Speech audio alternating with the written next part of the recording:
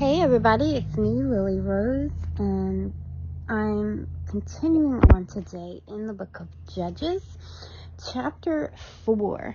This is one of those chapters, 4 and 5 actually, that I really like in the Bible, because it talks about, a task needing to be done, and yes, it was customary for a man to be the one who charged into battle or ruled over things.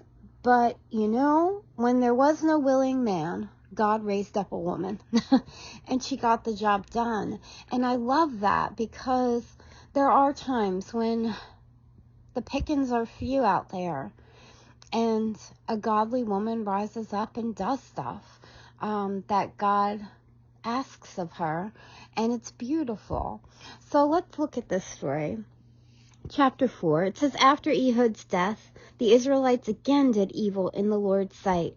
So the Lord turned them over to King Jabin of Hazor, a Canaanite king. The commander of his army was Sisera, who lived in Harosheth Hagoyim. Sisera, who had 900 iron charioteers, ruthlessly oppressed the Israelites for 20 years. Then the people of Israel cried out to the Lord for help. Deborah, the wife of Lapioth, was a prophet who was judging Israel at that time. She would sit under the palm of Deborah between Ramah and Bethel in the hill country of Ephraim, and the Israelites would go to her for judgment.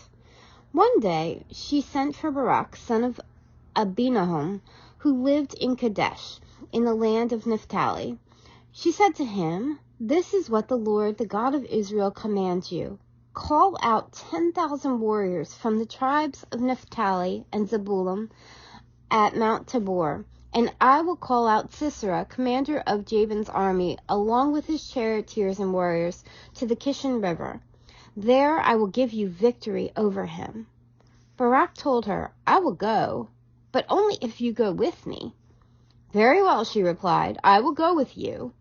But you will receive no honor in this venture, for the Lord's victory over Sisera will be in the hands of a woman. So Deborah went with Barak to Kadesh. At Kadesh, Barak called together the tribes of Zebulun and Naphtali, and 10,000 warriors went up with him. Deborah also went with him. Now Heber, the Kenite, a descendant of Moses' brother-in-law, Joab had moved away from the other members of his tribe and pitched his tent by the oaks of Zananimah near Kadesh. When Sisera was told that Barak, son of Abinoam, had gone up to Mount Tabor, he called for all 900 of his iron chariots and all of his warriors, and they marched from Harosheth Hagoyim to the Kishon River. Then Deborah said to Barak, Get ready. This is the day the Lord will give you victory over Sisera, for the Lord is marching ahead of you. So Barak led his 10,000 warriors down the slopes of Mount Tabor into battle. When Barak attacked, the Lord threw Sisera and all his chariots and warriors into a panic. Sisera leaped down from his chariot and escaped on foot. Then Barak chased the chariots and the enemy army all the way to Harosh Hagoyim, killing all of Sisera's warriors. Not a single one was left. Meanwhile, Sisera ran to the tent of Jael, the wife of Heber, the Kenite, because Heber's family was on friendly terms with King Jabin of Hazor. Jael went out to meet Sisera and said to him, Come into my tent, sir, come in, don't be afraid. So he went into her tent, and she covered him with a blanket. Please give me some water, he said. I'm thirsty. So she gave him some milk from a leather bag and covered him again. Stand at the door of the tent, he told her. If anybody comes and asks if there is anyone here, say no.